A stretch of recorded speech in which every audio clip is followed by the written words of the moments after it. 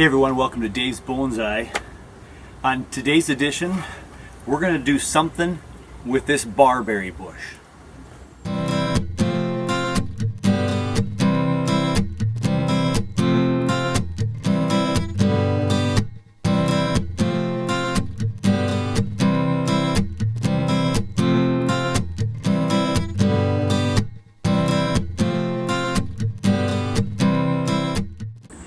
So I have a barberry bush in the front of my yard that was a little overgrown, a couple of main trunks growing out, and we were just doing a little bit of redesign in the front yard. And so I said, hey, I've seen some pretty cool barberry bonsais, and so I thought I would try to do one of my own. So a couple of years ago I dug one out and put it in this pot, and I've had some trouble with it only because the critters really seem to love this barberry bush.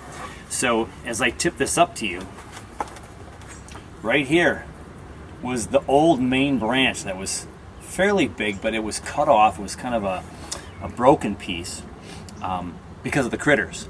They chewed the main trunk right off.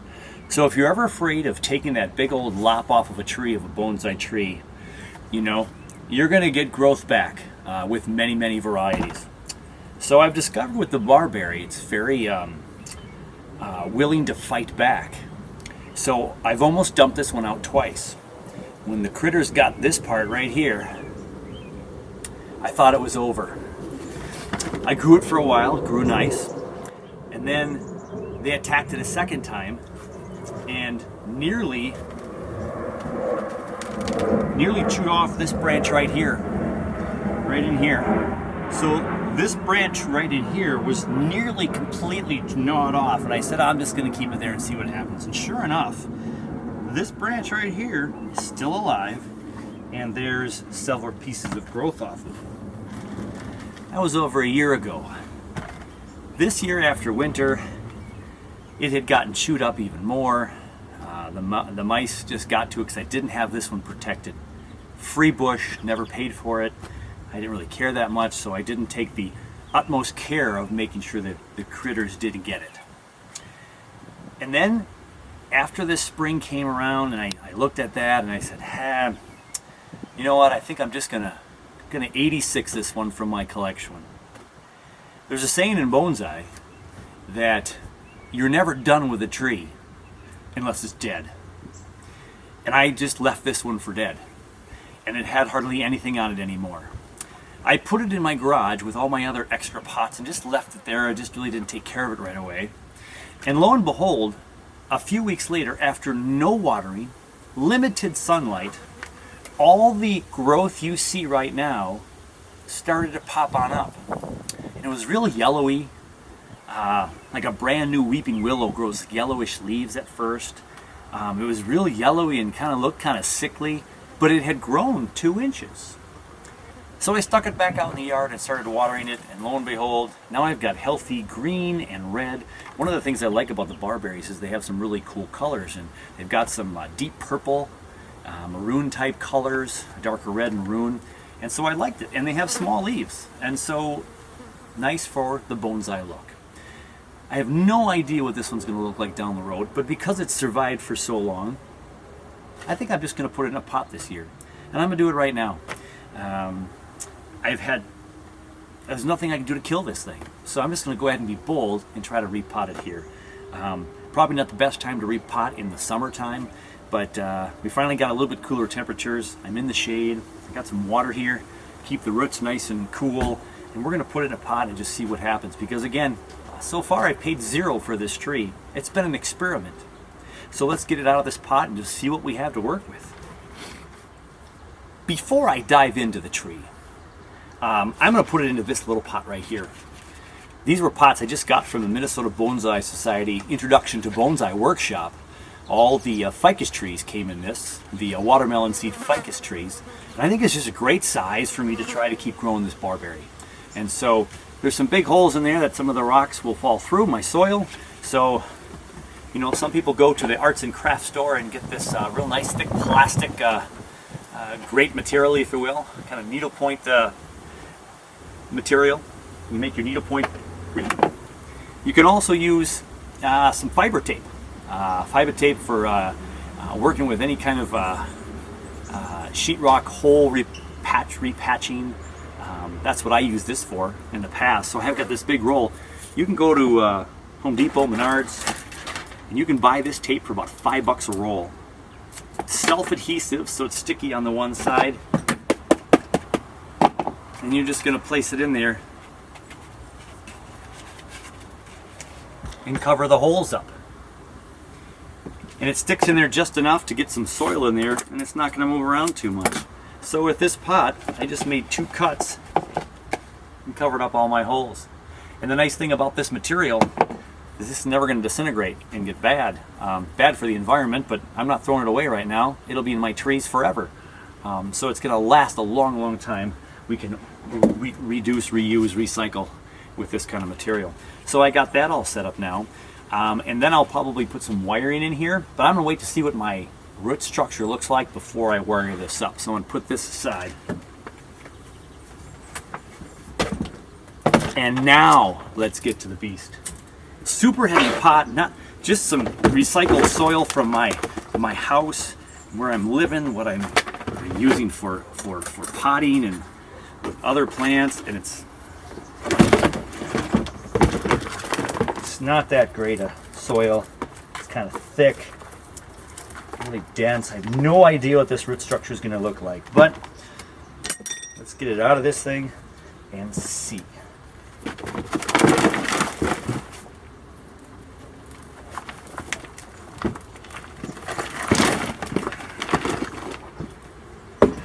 There we go. I had some rocks at the bottom of this thing, probably because I didn't have much soil or something. Trusty rake. If you don't have one of these, bamboo works, of course. But we're going to go ahead and break away all this dirt, and we'll see what we've got.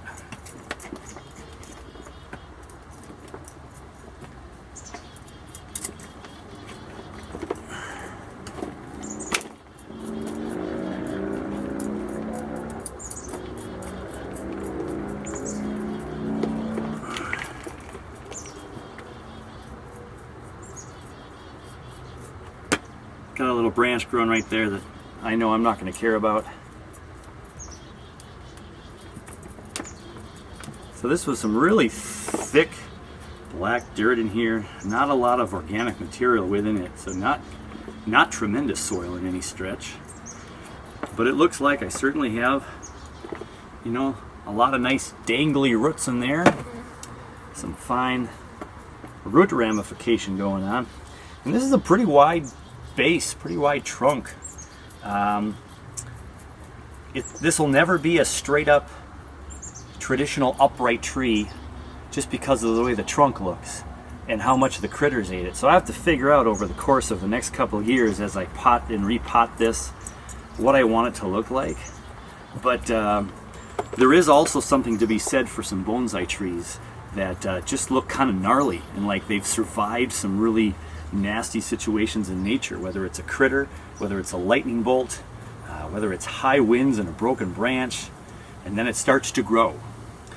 Up at the cabin near Brainerd, Minnesota, where we go up to go fishing and hang out up at the cabin, we've had a lot of windstorms the last couple of years, and I've been having a great time the last summer or two, and going back to those sites where the trees kind of fell over, and where the trees bent over, now there's new trees, that branches were going this way, are now bent over, and there's the new apex of the tree as the tree snapped in half where the other apex was. So, where's my water bottle? Fell to the ground. So, make sure I keep this thing moist. I am in the shade, like I said. A little bit of a breeze. So there we have the initial view of this crazy barberry tree that we want to put in this pot.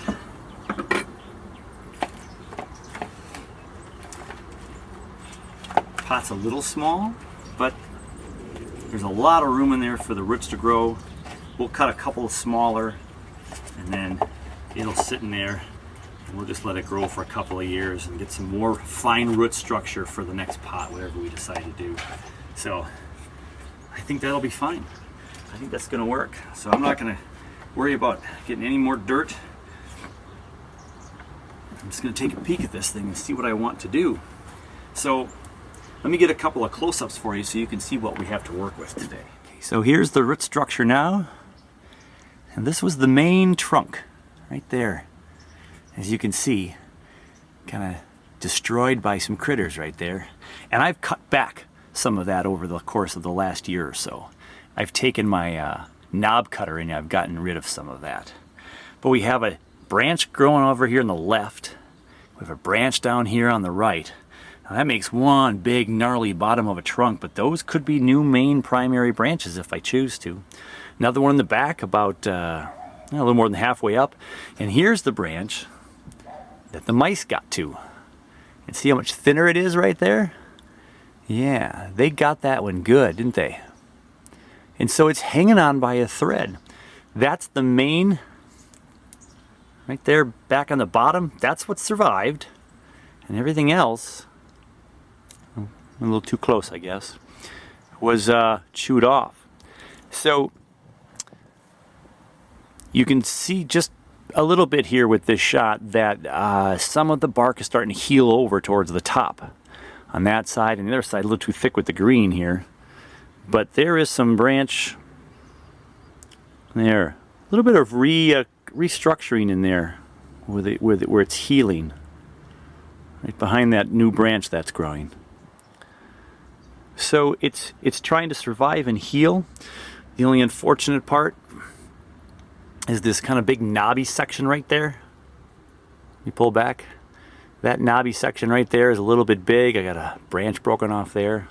But let's see what we can do with this. All right. So, as with any bonsai right now, I'm going to kind of look for a front of the tree. If I don't want to see that massive scar right there, I could have the front look something like that, and these branches are starting to cover it up now. I could have it go this way and you get a little bit of rawness there, but that kind of blocks some of your view. I may cut this off right here at the growth right here. Super gnarly trunk in here, so it gets to be a really old looking tree. So that's super nice. But it's really thin here, so we have a really bad case of reverse taper. It's thicker out here than it is right here. So I want to see what these branches around the base are going to do to get some fullness and maybe some new major tree trunks from it. And maybe this one right here someday we'll just cut off, ceremonial cutting, and bow down to the mice that started it all. We're going to keep it for now though, except for I might cut it right about here. So I think just for repotting purposes, I just want to get it in the pot. It's a round pot, so I can put it a little bit nearer to the back, not quite in the center, and we'll just see what it looks like.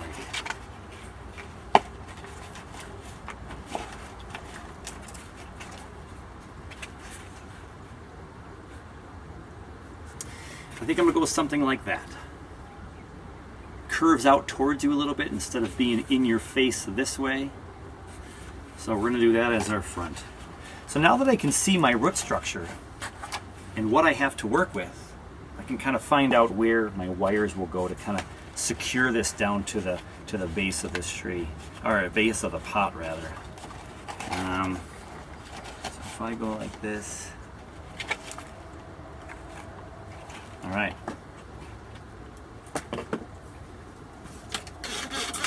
Another little squirt. Keep this thing nice and healthy.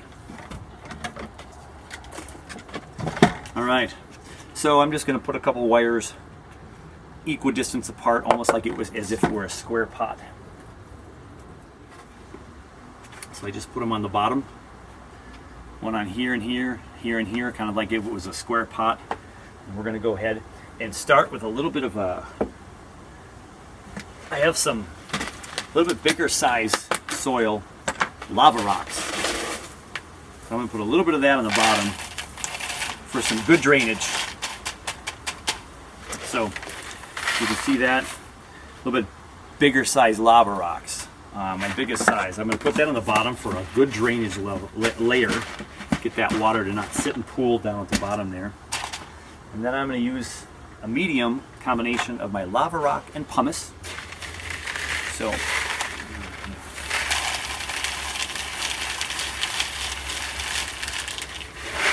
I made myself just a little bit of mound in there. Can't tip it over too much or I lose the mound. So the medium rock. And before I put it in there, let's make those little bitty cuts. So I'm going to go ahead, shorten these all up a little bit, not a ton.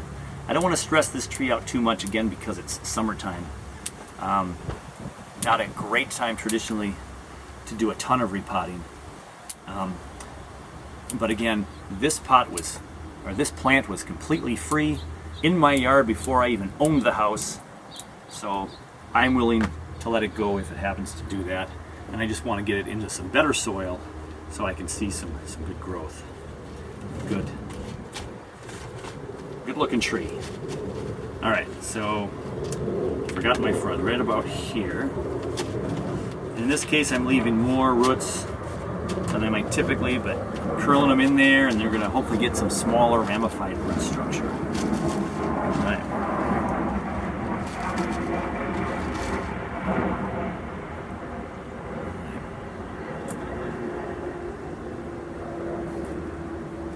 So typically when I repot a tree, if I have 2 wires here, 2 wires here, they're going to go across each other at some point and connect and hold the tree down. But this doesn't have a lot of soil in there, not a lot of roots in the middle, so it's kind of wobbly.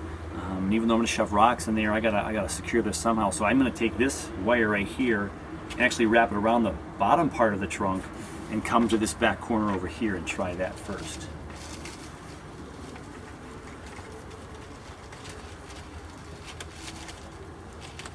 And I think that's going to work out nice. Now,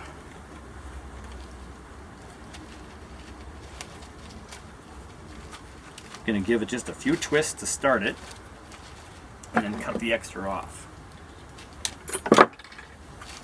Now the problem with going corner to corner is if I lift this up to give it nice and taut, it's going to pull these and these a little bit because they're connected to each of these. So I'm going to go ahead and connect these 2 right away to see if I can find that connection point. And I will bring that over here and twist a couple times right over here. Now when I pull them up, at least they're connected. So I've got this corner coming over to here, and this corner was kind of coming over to here. And now when I lift up with my pliers and do a little twisting, we're going to hold this tree in place. So my tree fell forward a little bit.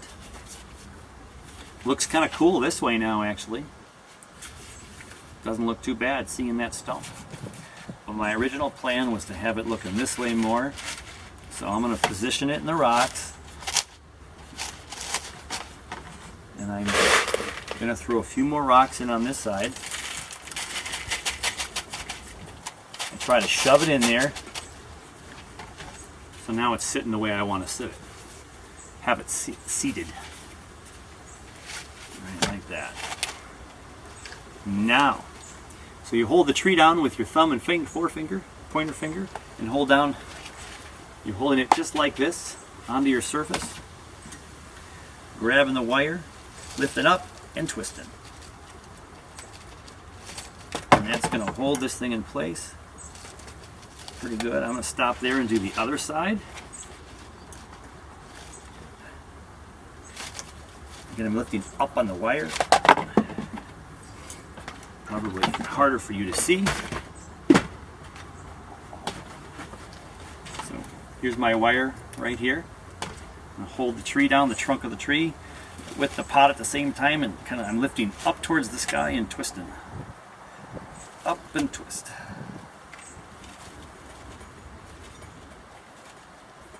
And I got a whole bunch of extra right now, so I'm going to cut that extra off. Got a whole bunch extra over here. Cut that off. My tree's still sitting pretty good. So I'm going to go ahead and do some more lifting and twisting.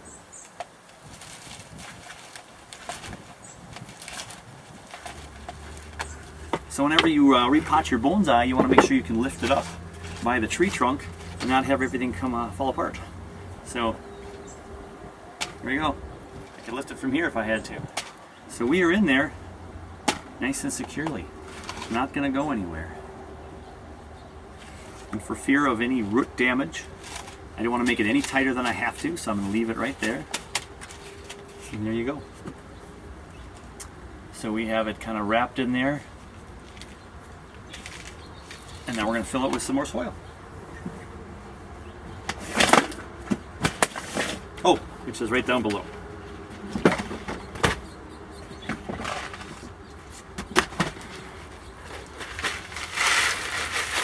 So 50-50 akadama, or excuse me, pumice and lava rock. I do have some akadama that I've started to use, but I've reserved it for my better trees and trees that I'm a little bit more confident with. This one I still don't know what it's going to do, and so I'm going to use my mix that I use on most of my trees, which is 50-50 of the pumice and lava rocks. Still have aluminum for my chopsticks. Bamboo is going to be better. I will go get bamboo someday. I keep forgetting to do that. We're going to push down the rocks and try to get rid of those air pockets. It's going to be super loose. It's a pretty coarse soil, so it's going to bop around a lot. But we want to get it down there. Your hands can push some down too, but you really want to get that soil tight in there, less air pockets, as I mentioned earlier. So right now, again, I can lift them right here, even though there's more rocks and they're pretty heavy. We're in good shape. So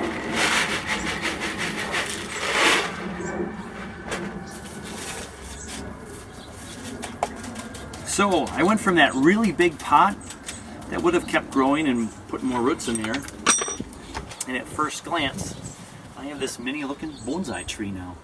Now I'm not going to cut anything off today other than I'm thinking about this branch still, because I want to see what all these branches are going to do. I have no idea. I want them to grow bigger. I have trimmed them once this summer already. They'd have been up to here or so. I trimmed them so I'd maybe get a little bit more ramification. And where I trimmed them, there are new buds that have started to form. So super little buds on all the tips of where I cut. So give this thing a good soaking, and I'm definitely going to keep this out of the direct sunlight for the first week or two. It's been in direct sun during all this very, very hot summer we're having today, or this year I should say. It's been growing really, really well. I've been watering my bonsai trees twice a day this summer, almost every single day, moving some trees out of the direct sun because of how much heat we've had. So I'm a little low on water in my little water bottle here, but we already have water seeping through. And we want to get as much the water clear as possible. There's a little bit of dark red residue from the lava rock, but not a ton. It's been rinsed once already. And we have some water seeping through, but I'm probably going to give it a little bit more water. So there we have it. We have a barberry bonsai tree. I have a couple of pictures that I'll put up right now for you. Barberry bushes are very common in Minnesota, and again, they have a really nice kind of a dark reddish color. Some are very vibrant red, some of them are more that burgundy red. We got some greens in here now, so it starts off as a red, turns to a green, and goes to almost a, this one goes to more that burgundy look. Nice color to add to all the greenery I have, my evergreens and my deciduous that are green. I like to have some color into my bonsai, so I thought this would be a fun one. So I got a really thick looking trunk, which is really kind of cool. It looks super old, like it's been around for a long time, but something happened to it. It got chopped down, and it's all because of the mice. So we're going to put it in my cold frame this year, or in a much more secure place. In the meantime, there you have it, a repotting of a barberry bush, and we'll give you an update at the end of the summer, just maybe to show you how well it's doing. That's all I got for you. For Dave's Bonsai, I'm Dave Weiss, and we'll catch you on the next one.